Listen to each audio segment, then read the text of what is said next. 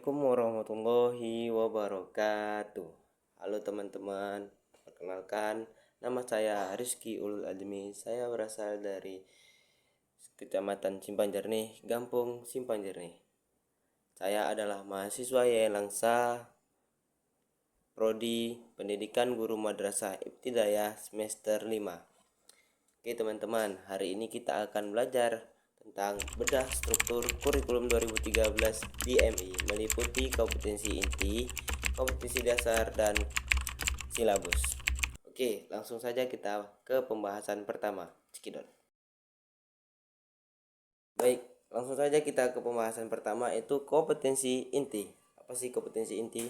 Kompetensi inti adalah tingkat kemampuan untuk mencapai standar kompetitif lulusan atau SKL yang harus dimiliki oleh peserta didik pada setiap tingkat kelas. Kompetensi inti berfungsi sebagai pengintegrasi atau sebagai payung dari semua muatan pembelajaran, mata pelajaran, dan program pendidikan yang mencakup aspek sikap, pengetahuan, dan keterampilan.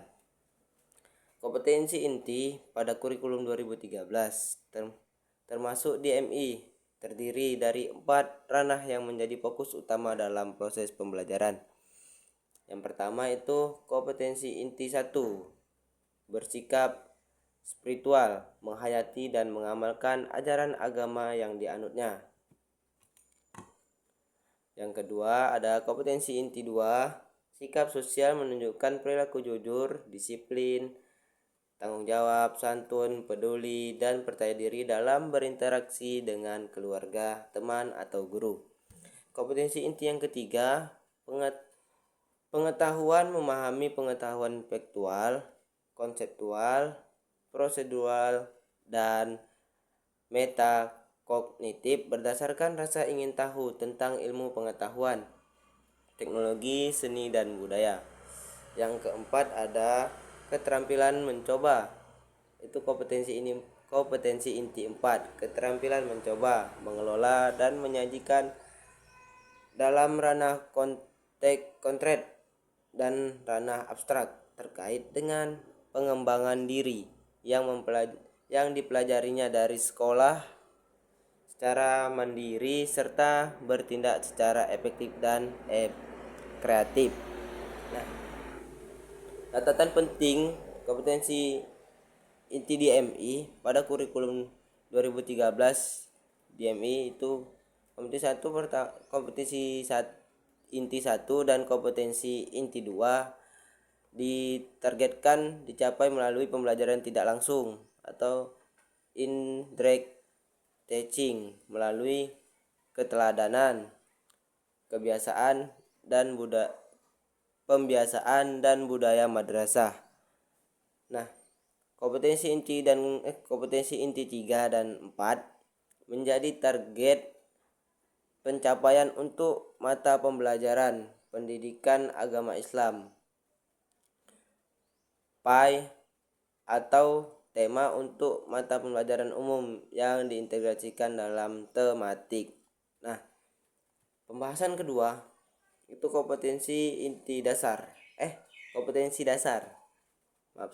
Kompetensi dasar adalah kemampuan spesifik yang mencakup sikap, pengetahuan, keterampilan yang terkait dengan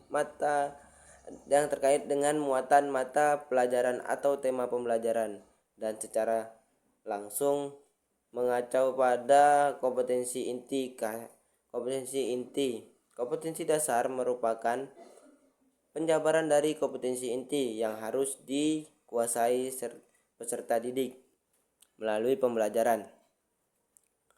Kompetensi dasar selalu diawali dengan angka yang menunjukkan ranah kompetensi inti yang diacunya. Contohnya, kompetensi dasar 1 itu penjabaran dari kompetensi inti 2. Kompetensi dasar 2 itu penjabaran dari kompetensi inti 2 dan seterusnya sampai kompetensi dasar 4 yang akan dijabarkan penjabarannya dari kompetensi inti 4.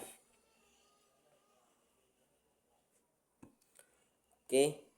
Fungsi kompetensi dasar di pembelajaran itu apa? Nah, fungsi kompetensi dasar dalam pembelajaran MI itu menentukan materi, kompetensi dasar, merumuskan kemampuan yang harus diawali siswa dan menjadi acuan dalam pengetahuan dalam penentuan materi pembelajaran.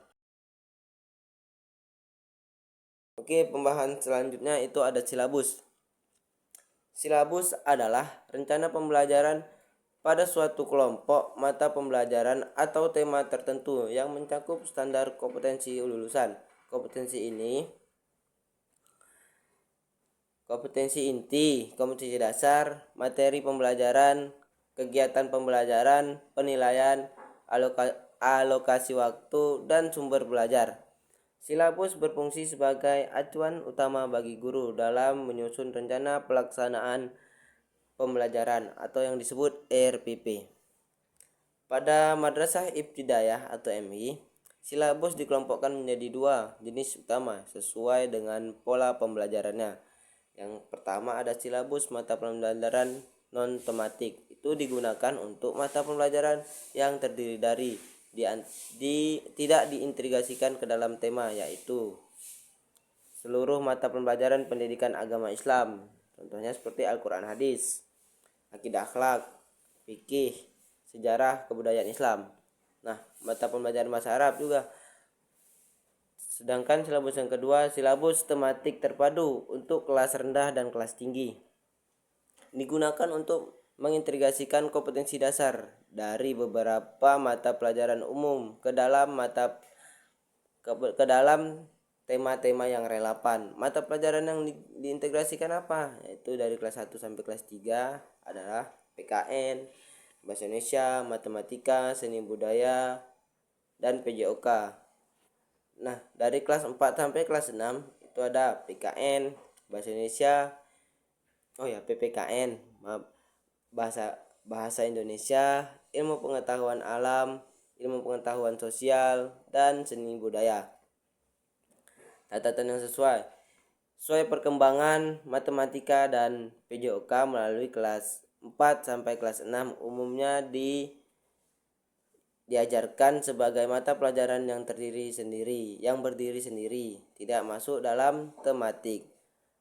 Komponen utama silabus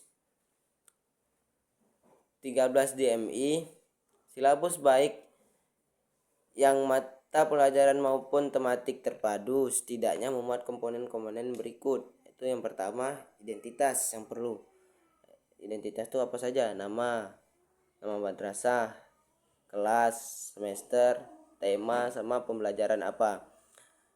Lalu kompetensi inti, terus kompetensi dasar, materi pembelajaran apa, terus kegiatan pembelajaran, aktivitas yang dilakukan guru dan siswa, penilaian, teknik, bentuk, dan instrumen, dan yang terakhir alokasi waktu.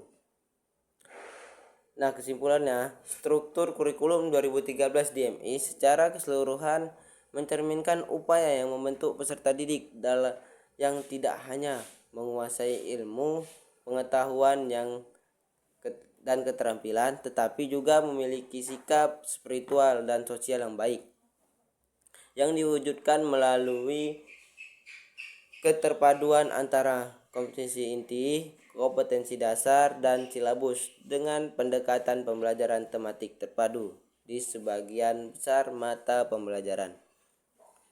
Mungkin hanya sekian presentasi dari saya. Mohon maaf jika ada kesalahpahaman atau kesalahan kata dari yang saya sebut. Saya mohon maaf. Saya akhiri. Assalamualaikum warahmatullahi wabarakatuh.